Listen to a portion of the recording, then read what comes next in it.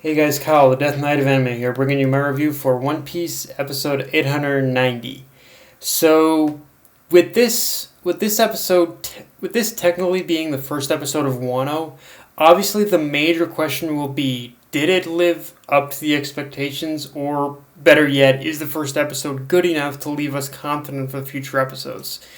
And it's it's complicated because in some ways this particular episode it definitely kind of it definitely kind of it definitely kind of used this as this the material in this episode is a little more than a bridge between but a little more than a bridge between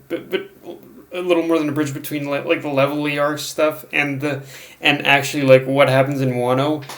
But and so as the first episode, just as an introductory portion, just as an introductory to Wano, I say yes because again, even though it was largely flashback and kept itself self-contained between Marco's conversation with Nekomamushi, there was still very small, but still noticeable improvements in the art style. I noticed that gave me that definitely gave me enough confidence. So yeah, as the episode alone, it definitely is definitely one. Judging the episode alone, it is a little more than a bridge, but it was enough of a bridge in order to just give us a little bit of a taster of what we can expect. But now the preview for next episode, on the other hand, definitely promises something better. Is definitely worth mentioning more than this episode. Is definitely a little bit more worth mentioning because next week is definitely, because as we see from the preview, next week is definitely a sign of greater things to come. And just in that preview episode alone, like I could already see enough of at least if this week was just kind of a taster, next week is gonna, I can definitely see being enough of a vast improvement in order for me to say that Toei is definitely serious about putting their best foot forward with this arc. With this arts, like animation isn't worth mentioning in this episode because the episode itself is very there's not much going on with the episode itself, but next episode is definitely going to be the one where it's going to be like basically from what I'm seeing in this, basically from what I'm seeing from this preview, I think we should definitely expect something like almost on the Demon Slayer, on Demon Slayer anime levels or something at least close to that. Yeah, so this episode it wasn't the greatest, but again I don't think it was supposed to be. But next episode, yeah, we should definitely get hyped for next episode, and like I said, I think next episode is definitely going to be the cruncher of whether or not we can finally trust what Toei says that they're planning to put their best foot forward. Personally, if that preview is anything to go off of, I think it's safe to say that they are going to try and they're going to do their damnedest to put their best foot forward with this arc for sure. I'm 100% confident. Now,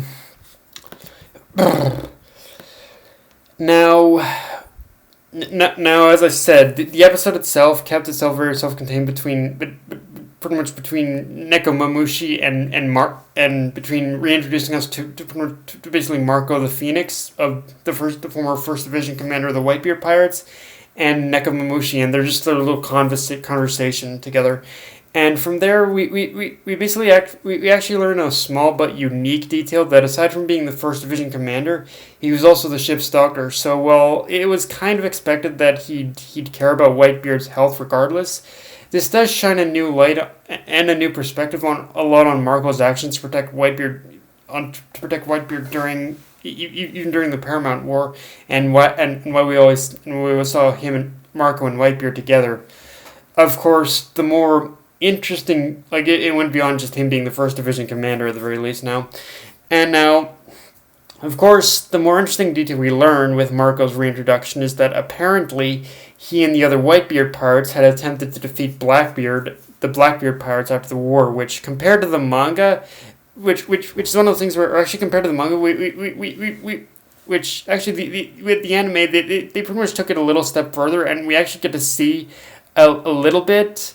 We actually get to see a bit of just kind of a small anime only flashback to that gives us exactly that, just a little taster of the Blackbeards fighting the Blackbeard pirates, Blackbeard having fought the remnants of the Whitebeard pirates. So, which is so yeah, I'm at least happy that we got to see a little bit of a tease, flashback of how that fight went down. But at the same time, I also wanted to see more.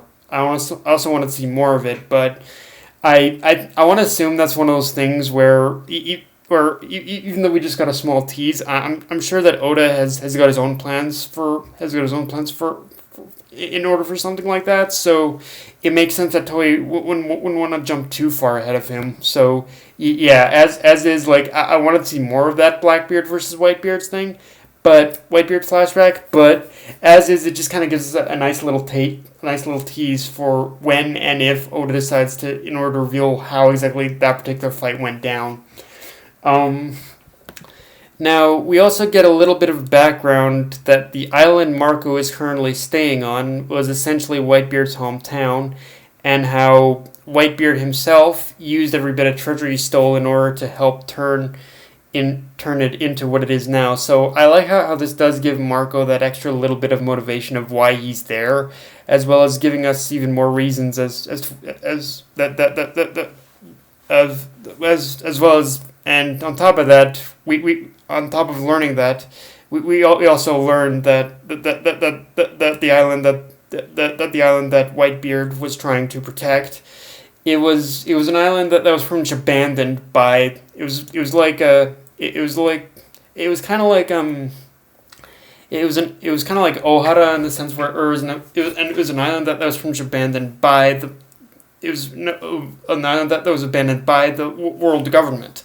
So because of that, it with what we learn of the island that Blackbeard grew up on, it kind of just gives us even, like, I don't think we really needed another reason in order to hate the world government, but it just kind of gives us even more reason as to why the world government just isn't doing their job at all. Like, the world government is supposed to protect people, but it's just by the mere technicality of this island not being affiliated with the world government just can't, just won't protect them, which, yeah, it proves that all the world government cares about is bringing the entire world. Just like its name, it proves that the only thing the world government is concerned with is bringing the entire world under its umbrella. It doesn't care about whether an island. It doesn't care about the islands that aren't associated with it. It'll abandon them on the spot.